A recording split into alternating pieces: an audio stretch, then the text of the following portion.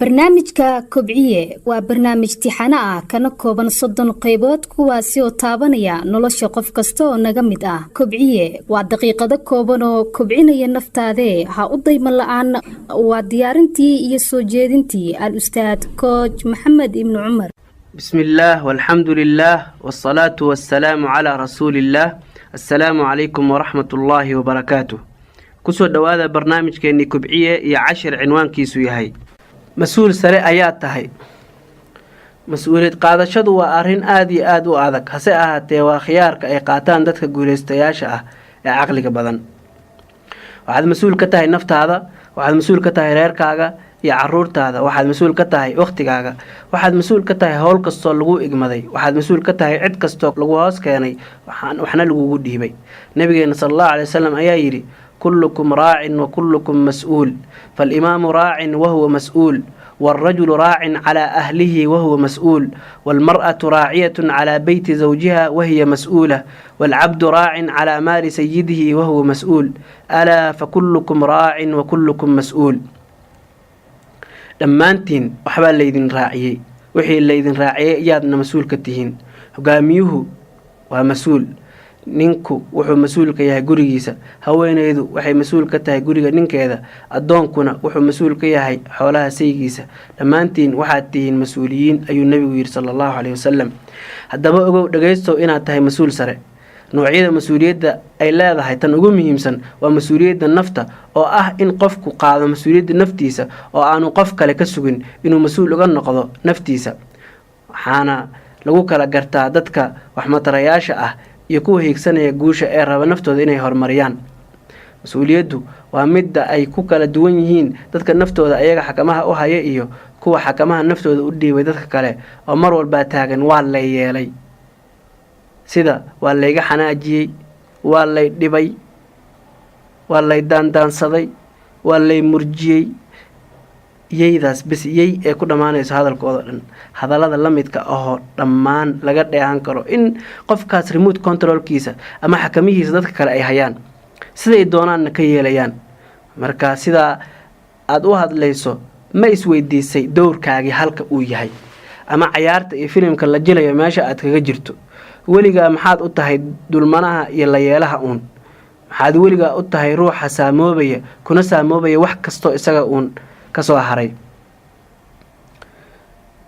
saameyntaasuna ugu imaanayso weliba isaga oon iska warqabin oo is ogeyn oo arkay inuu xanaaqay ama farxay ama ooyay ama marka waxa lagu sheego oo lagu caayo ama lagu eedeeyo waxa jira qadar ee biriqsiyo ah oo u dhaxeeya falkaas lagu sameeyay iyo jawaabta aad ka bixinayso waxaadna awood u leedahay inaad go'aan ku qaadato qaabka uu noqonayo jawaabta aad bixinayso inaad xanaaqdo oo iswaasho iyo inaad tiraahdo salaaman oo aad inta ku qosasho hore uga socoto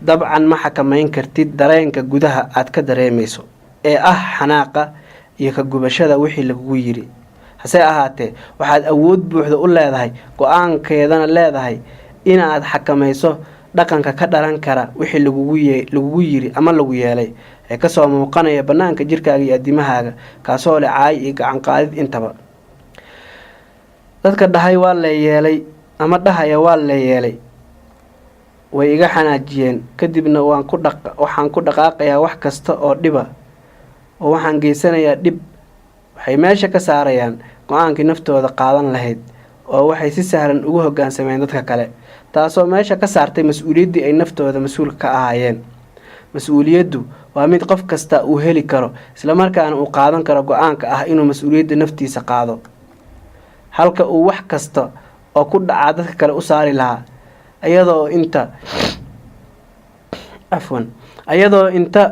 badan ay mas'uul ka yahay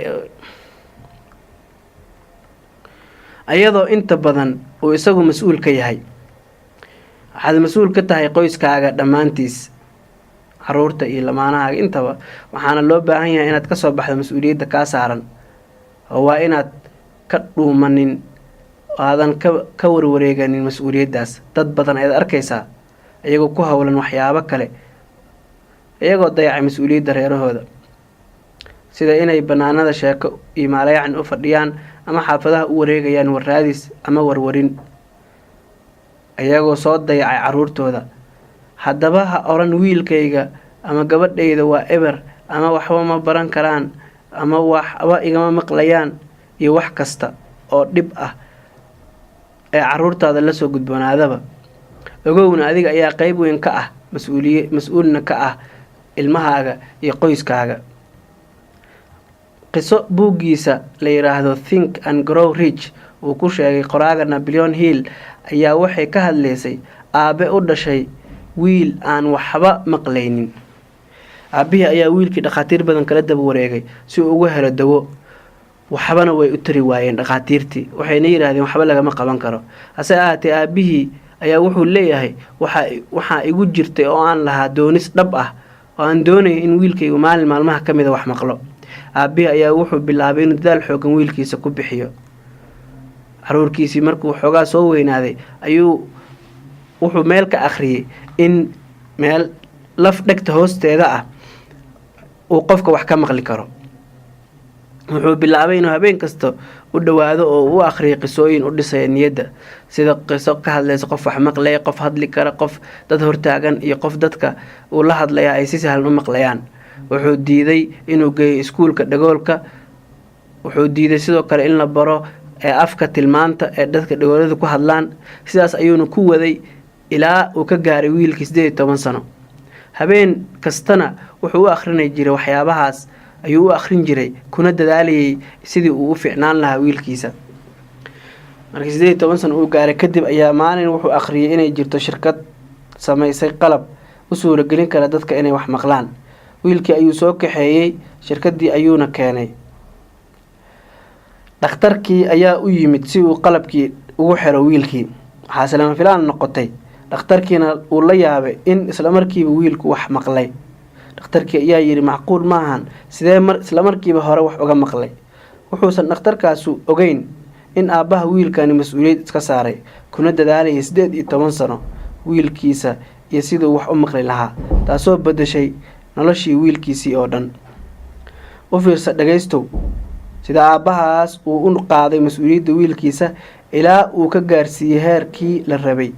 annaguna waxaan rabnaa in wax uuna iska cunaan, iska koraan, mana ku dadaalno inaan wax ku biirino haba yaraatee. iska badaa inaan wax ku biirinee, waxaa dhacda in badan inaan geesa jibinno oo aan ereyo niyad jibin ah iyo caayi habaar isugu darno, sidaana kusoo korino. kadibna aan idhaahno waxaan sugaynaa biri inuu noqdo haldoor iyo haliyey soo baxa, waana arrimaan isqaadan karin, meelna wadageli karin. mas-uuliyadda qoyska qaadisteeda kuma eka oo keliya inaad u keento jadiin ama waxay dhuunta mariyaan ay cunaan oo ay intii muddo ah uun ku noolaadaan, ee intaas way ka guda ballaaran tahay, kana macno weyn tahay. marar badan waxaa la cunayo waxaa ka muhiimsan shakhsiyadda dadka aad rabto inay soo baxaan berri, dadkana wax fanaan, adiguna aad ku faanto. kuwa nool oo cayilan ama jirkoodu dhisan yahay miyaad rabtaa inay kuu soo baxaan, mise dad quman oo akhlaaq iyo diin leh, maskax dhisan leh, isla markaana hami sare leh oo raba inay wax ka bedelaan kuna soo biiriyaan dadka ay ku dhex nool yihiin iyo guud ahaan ummadoodaba. labada nuuc kaad doorato ayaad awoodaa inaad ka dhigto dadka aad mas-uulka ka tahay. sidoo kalena naftaada ayaad awoodaa inaad u doorto labadii nuuceen soo sheegnay midood. go-aankeeda adiga oo keliya ayaa leh, gudahaaga ayuuna kasoo bilaabanaya ee banaanka waxba kaaga imaan mayaan. faa-iidooyinka uu ka helayo qofku inuu barto qaadista mas-uuliyadda naftiisa ayaa waxaa ka mid a inuu dadaal dheeri ah bixinayo, kuna dadaalayo inuu kobciyo xirfadihiisa, inuu kordhiyo aqoontiisa iyo khibradaha uu ka helayo nolosha, iyo inuu noqdo shaqsi xooggan oo aan si sahlan u jabaynin, adkaysi badanna u leh waxyaabaha soo maraya noloshiisa. dhaqamada adimaha qofka banaankiisa kasoo muuqda ee leh farxadda, xanaaqa, oohinta, qosolka, caayada, garaacidda iyo wax la midka ah miyaa la kala dhaxlaa mise waa la bartaa oo qofku waxa uu ka bartaa dadka ku hareereysan. dad badan ayaa maqlaysaa inay ku leeyihiin aniga waxaan ka dhashay reer xanaaq badan oo isfiirita qaba, marka halay dulqaato sidaa darteed xanaaqa dhaxalan u leeyahay yaanan maaragta lay qabanin. cilmi ahaan arrinkaas ma sugan yahay mana la kala dhaxlaa dhaqamada mise arrinkaasu ma sugna mana la kala dhaxlo dhaqamada ee waa la kala bartaa oo dadka ayaa isqabadsiiya. ogow dhagaystow in dhaqankeenu kasoo muuqanayo dadka nagu hareereysan. tusaale ahaan haddii gurigu yahay mid buuq badan oo dagaal iyo caay badan, lagama yaabo in ilmo af wanaagsan oo degan kasoo baxaan, waayo odaygii ayaa markuu iridda kasoo galaba qaylo iyo caay la soo galaya, islaantuna way ka daba qaadanaysaa. halkaas baa caruurtii la qabsanayaan dagaalkaas iyo buuqaas joogtada ah oo iyaguna noqonayaan kuwa sidaa iyo si ka daran u buuqa una caytama. noloshu waa go-aano isu tegay, mana gaari kartid go-aan wax ku ool ah inta noloshaadu dad kale kaaga yihiin wakiil. qaado mas-uuliyadda naftaada, hana u saarin eedahaaga dad kale oo eedaha naftaadu leedahay iyo dhaleeceynteeda iyo nuqsaanteeda cid kale ha u saarin. wax kasta oo dhaca isdeji, tartiib u fakar, isku day inaad fahamto qaybta aad adigu ku leedahay waxaan soo siyaaday, kadibna qaado go-aanka kaaga aadan. haddii markii aad yarayd aada caruurta ahayd mas-uuliyaddaadu hayn jireen waalidka, isla markaana wax kuu doori jireen, go-aankana kuu qaadi jireen iyagoo wakiil kaa ah, hadda waxaad tahay mas-uul. adiga ayaana lagaa rabaa maareynta noloshaada iyo meel kasoo saarkeeda. adiga ayaana lagaa rabaa mas-uul inaad ka noqoto guulahaaga iyo guuldarooyinkaaga intaba. mas-uuliyad qaadashadu waa xorriyad, waa ku tiirsanaan nafta lagu tiirsanaado, waana wadada horumarinta nafta iyo la xisaabtankeeda. waana qaabka keliya ee qof waliba ku hagaajin karo naftiisa, kuna kabi karo waxa ka dhiman. ee ogow dhagaystow, mas-uul sare ayaa tahay. diiwaangeli wixii aad faa'iiday, isku day inaad dhaqan geliso, siina faafi.